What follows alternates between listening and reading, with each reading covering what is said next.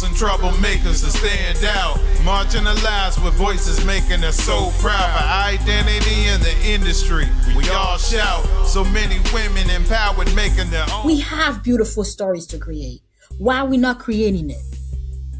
You know, let's just create something different, something that makes sense. No AI. Sorry, I don't want to see the AI stuff of us, but I just want us to create stories that make sense, that people could relate it to. System try to charge us for speaking up, left behind speeding up, passing not even enough, needing no introduction, but she got a theme song. Hello everyone, welcome to another episode of the Women of Color Unite podcast. Again, we are supporting our vertical series and interviewing, talking to, chit-chatting with the cast and crew. I also want to welcome my co-host, Nicci Freeman. Hey, Nicci, how you feeling? I am doing good. I had back surgery 2 days ago, and I'm on a lot of pain medication. So if I say anything weird, please forgive me. And what's your excuse the rest of the time? You know what? So today we are joined by one of our actors, Yha Mourhia Wright, and our casting director, Medge Ross. So on Juneteenth last year, we had a virtual cocktails, Zoom. There was a lot of, of us talking about woe is me, rightfully so. And I looked at this beautiful Zoom and I was like, you do realize that we can create something just among us, right? But for us, it was really about the experience. But Medge was on that Zoom and I was like, we have a whole ass casting director. Hey, Medge Ross, how are you? I'm doing very great, Cheryl. How are you? I am good. So before we talk to Yha Mourhia, let's talk about casting her and the rest of our cast. Obviously, you were on the Zoom. What did you think when I was like, let's get together? It was like one of those old-fashioned movies. Let's get together, put on a play. Well, for the many years that I know you, Cheryl, I know when you say that you're going to do something, you are going to do it. When you say that you want to do a vertical series, I was like, yes, it's about time that Women of Color Unite create a series about, Black women or women of color. So I was like, yes, I want to be a part of it. Well, you, one of the people that was obviously cast is Yha Mourhia Wright. Yha Mourhia, tell us what character you play and tell us a little bit about yourself. I'm grateful to be here. I play Jules, and about myself, I'm originally from the Bay Area, San Jose. I lived in New York for 9 years. And then from there went to, I went to New York because I went to get my MFA in acting at the Actor Studio Drama School. And then I stayed. I continued to create content for myself and my friends so that we could build our actors' reel and portfolio, and then found myself into becoming an award-winning producer who desired to go back to my roots in acting, which actually led me directly to the role of Jules and being amongst all of you. I have been a member of Women of Color Unite since, I don't know, probably like 2019, maybe 2020.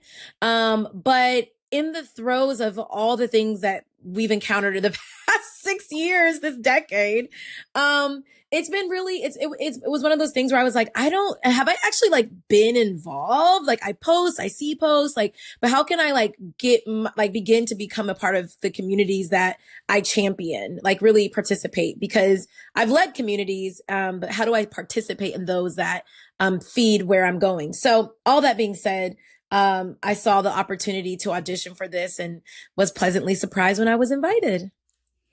Well, we really appreciate you, and you guys have incredible chemistry. So Medge, tell us a little bit about, for the audience, right, who may not know what a casting director does. You're out of New York, you said, I believe Queens. Tell us a little bit about your process and how you went about this. So what we do as casting directors, we help filmmakers cast a talent. It doesn't matter if he's an A-lister or just a regular talent. And that's what we do. We help director producers understanding that, certain things about, certain what to look for in the talent, what not to look for in the talent. So that's pretty much the process. And I love doing it. And when I find out that, you wanted me to cast, talent from Women of Color Unite, I said yes. I have a question on casting. Have you ever had to argue with somebody or like kind of tell them, I know who you have in mind, but that person is completely wrong and I have a better thought, and like really kind of push another talent, or the opposite, like I know you don't like this person, but really take a look. Yes, many times. So there was one talent that reached out to me. It was pretty much right after Sundance, pretty much a month later. And he said that, oh, when we saw each other at Sundance, I pretty much connected with you. But is there any way that you could get me like Brad Pitt? And I said to him, like, yes, I can get you Brad Pitt, but do you have $1 million to pay Brad Pitt? And he's like, oh no, I don't have the budget at the moment. I said, no, you need to have $1 million for you to work with Brad Pitt. And Brad Pitt is very expensive. He's an A-lister. And we were going back and forth, Nicci, and he was just like, he does not understand that the process for me to get the A-lister. Do you have the money for you to pay that A-listers? And I said, there's other talent that I could refer you to. Why don't you pick the? He's like, no. He's like, no. He got very upset and very angry at me, and I'm trying to tell him the truth that you cannot get you Brad Pitt. You just cannot. That's going to be impossible. And your film is not even funded. So how are you going to pay pay him? Like, I'm just very confused. And he's like, oh, you know what? He got very upset. He literally scream and yell at me because he assumed that I don't know what I'm talking about, but I know what I'm talking about. I have been doing it for almost a decade. So I said to him, like, I'm sorry, but I cannot provide you that first service. You're going to have to find you another casting director to help you. And he got very offended. Still today, his film is not produced. He wanted you to get him Brad Pitt and you do the work for free, and Brad Pitt comes and does the work for free. Yep. I really wish I had the audacity of men, because I would have gotten much further along in my career if I was just delusional. Actually, both of you, what do you look for in a script when you're looking for a project, or when you're like, no, I think I'm going to pass on this one, or yes, I absolutely want to do this one? When I read a script, I read the entire script. If the first page, like, have the I'm like, okay, this is a good script. Let me continue reading it. But sometimes some script are very bad. Certain things that I notice in certain script is mistake, error, grammar error, vocabulary error, or the first part of the page or the second part of the page does not make any sense. Um, or the story does not make any sense. When I'm reading the script, yeah, the first part of the script might not be good, but the more you read it, you're like, oh, okay, you're getting into it. Yeah, you're getting hype. I'm like, yes, okay, what's gonna happen? It makes it when you're reading a script, it's excite you because you understand the story and you know the story. Because a lot of the time you might be related to the script. You might, something similar to you that happened in that script. So uh, the first part might not be okay. Sometimes the first part might be okay, like the first page might be okay, and then you're like, okay, let me just continue reading.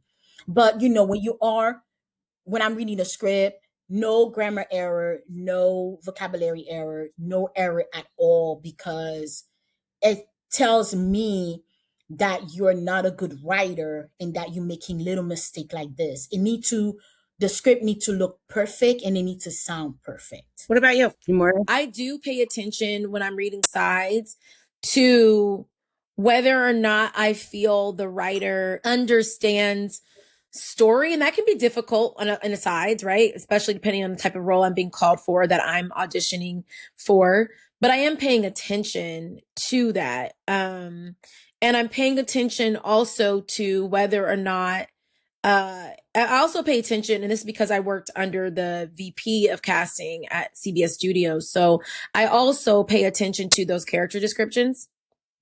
And I'm mindful about how that casting department or director, producers, whoever, if it's indie, it's going to be everybody, made those character descriptions. And I'm mindful of, does this seem like this is just playing into a stereotype, or are they interested in these characters or these archetypes even being a part of a fuller picture? And you can tell that by character descriptions. You can certainly tell that as you start to pair that with the sides.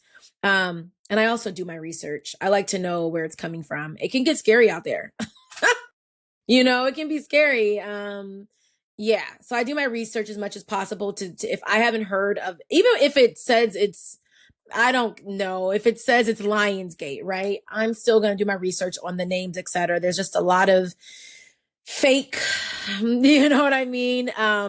News and fake casting, all sorts of things out there. You got to be careful. You really do in this day and age. So these scripts that we did, obviously, for the vertical are very short. What was your process in creating the character, Jules? I love that question. It's so funny because I didn't think of it as short because of how it's written. It felt like the women were so fleshed out. They were real. And the process of getting into Jules was trying to understand her world, understand where our worlds merged, and then going through and creating the backstory based off of first the script, not just creating things out of my own imagination, using the text to then inform me of what is clear, speaking with Jasmine, our director, as well as the other actors. And we, during rehearsal, started to fill in the gaps. And from there, I was able to really kind of flesh out Jules's backstory. And she doesn't appear in every episode. So I even had to know and create what she was doing in between those. It couldn't just be like, now you see me, now you don't. It had to be like she's living, even though she's not appearing on certain episodes. So I had to fill in those gaps and bring that energy into the following episode. So I'm just going to share the story. I did my audition virtual in the car, and apparently it went well. It lasted like 6 minutes. It was definitely less than 10 minutes. And I was like, okay, cool. Well, all right. Thanks, y'all. I sent my thank you letters. Tip actors, I always send a thank you letter after. Make sure it's genuine, not copy and paste. So I sent my little thank you email and I let it be, and then got called back for chemistry read. So we were all there, like, ready, like, yeah, okay, callbacks.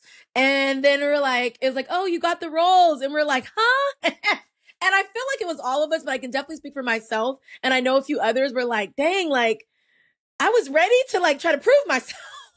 It was a weird imposter syndrome, like, of like, oh, so you mean I don't have to like, I don't have to like prove further? Like, it was such a weird, twisted actory thing that I experienced. But it was really cool. I just want to say real quick, the chemistry that you guys had was off the fucking chain, right? And that is for you, Yha Mourhia, Medge, like casting it, looking at the people, figuring it out, like who I think would be good and all of that. Like, y'all did that thing. Like, I'm just gonna say it. Y'all did that thing. Go ahead, Nicci. So I was on Threads the other day, and there's this huge debate going on about actors and auditions being, you're going to film this audition, but we'd like you to do this, then with an accent, then with, a different outfit on, then with a close up, a 3/4. And at this point, you've shot this scene like 15 times.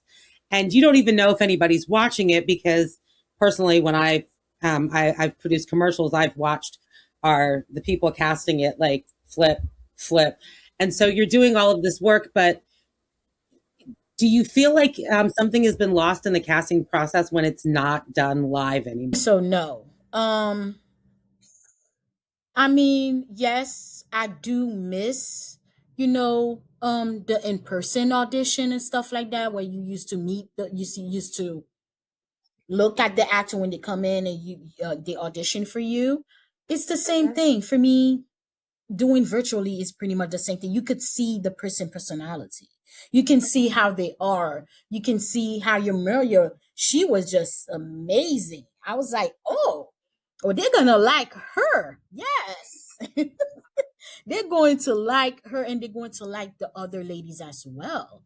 I saw it all. I saw the chemistry. I saw how they get along with one another. They all bring it. As an actor, I do.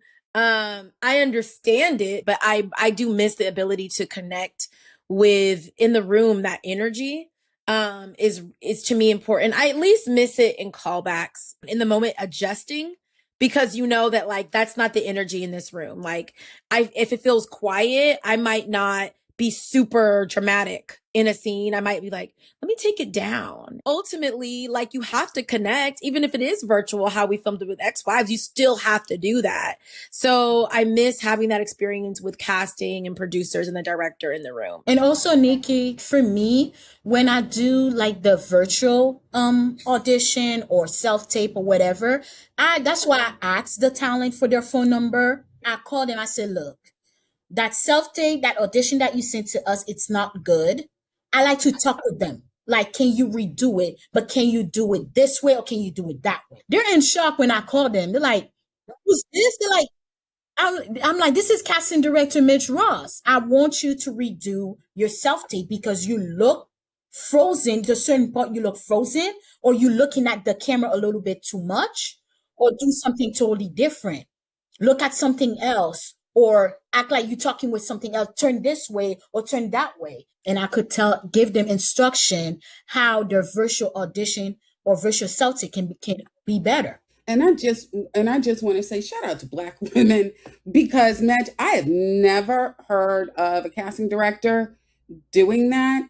And there is also this idea of helping people. That's what Black women and women of color excel at, because we have to, not leaving somebody in this weird gray zone because it has happened to us. So back to Lauren's questions, which have been phenomenal. Thank you, Lauren, our editor. So, Medge, would you rather cast a TV series, a film, or both, and why? I would do both.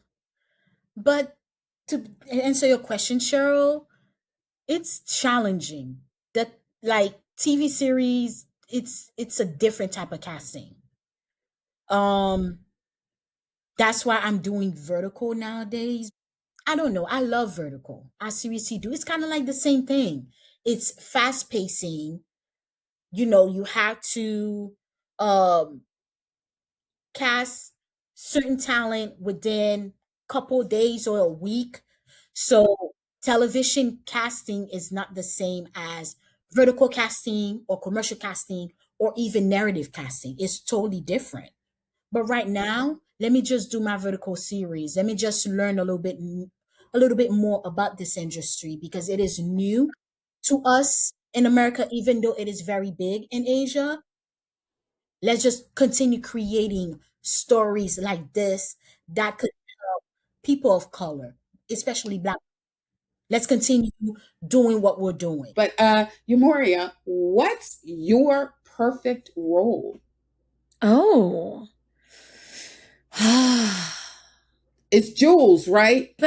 Yes, I love messy characters. And I don't mean messy as in necessarily messy in other people's lives, though. Cool, that too.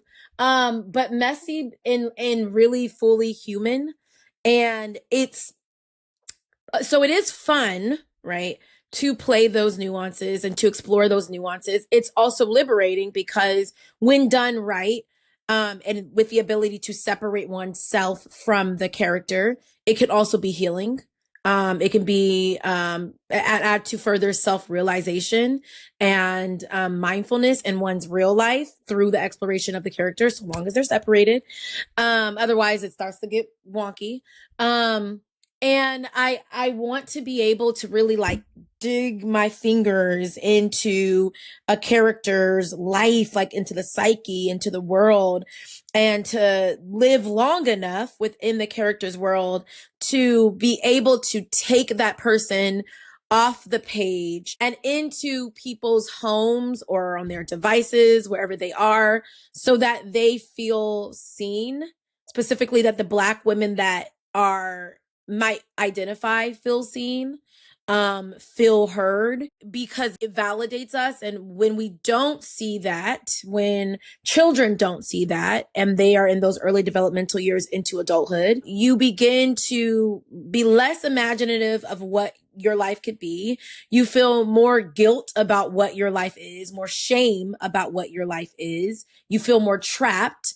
It can also lead to severe depression and disillusionment when people do not see themselves. So that's my really, really long answer. This has been a great conversation, but we do need to wrap things up. So we had all of these questions, but I am just going to ask one, what would you love to see on TV that's not available right now? I would love to see on TV that's not available right now something that is equal parts thriller, adventure, fantasy, but that is like in the world, in a Black and brown world. Like something that could have the impact of, what's that, Game of Thrones?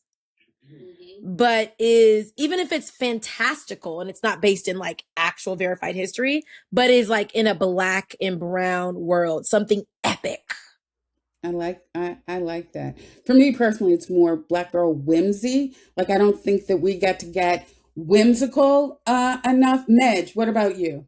I want to see us more to create stories. I want to see our face to creating stories. We have beautiful stories to create. Why are we not creating it? You know, let's just create something different, something that makes sense. No AI. Sorry, I don't want to see the AI stuff of us, but I just want us to create stories that make sense, that people could relate it to. I think that is a great place to end, because we have created our own story. Yes, we have. The entire cast, the entire crew, Black women and women of color. We did this. We just said, hey, we're going to create something. And here's the thing. No matter how it does, right? We will be coming to you with a second season. Yes, we will. The writers are going back into the writers' room. So yes, thank you, writers. And here's the other thing. No one will ever be able to take this away from you. The credit, the fact that Nikki Bailey ran a writer's room, the writers, this is something that we created, right? That will go on people's resumes, and it's an actual series. It's a vertical series. So with that, Nicci Freeman, any last words while we wrap this up? This has been a wonderful conversation with Yha Mourhia Wright, who plays Jewel, Medge Ross, the casting director of the Ex-Wives Club. I'm throwing it over to Nicci Freeman. Thank you guys so much for coming. You guys were both fabulous on working on the series. Yha Mourhia, the chemistry you guys have is so amazing, and it's funny. And I love it so much. And, can't wait for you guys to see it, and can't wait to premiere. Exactly. And thank you, Medge Ross, who she's been with Women of Color Unite a long time. With that, we are looking forward to everybody watching the Ex-Wives Club, brought to you from Women of Color Unite Productions. Everybody take care, and we'll see you soon. Bye. The Women of Color Unite podcast is hosted by Cheryl L. Bedford and Nicci Freeman, produced by Nwabata Nnani, and edited by Lauren Bonett. The music is by Oh Yeah, featuring Nayuta. Subscribe to the Women of Color Unite podcast to never miss an episode. If you want to submit questions or responses to this episode, you can send them to podcast@woceunite.com. Find the show notes and transcripts for this podcast on our website at WOCUnite.org, where you can also learn more about Women of Color Unite and sign up to become a member for free and sign up for our monthly newsletter. Please consider making a tax-deductible donation. Donations are what enable us to create amazing programs like our #StartWith8 career development program. If you're on social media, you can follow the podcast at WOCU Podcast, and you can follow Women of Color Unite at WOCUnite.org. Please stay tuned and join us for the next episode of the Women of Color Unite podcast, because we telling it like it is. We need rebels and troublemakers to stand out, marginalized with voices making us so proud.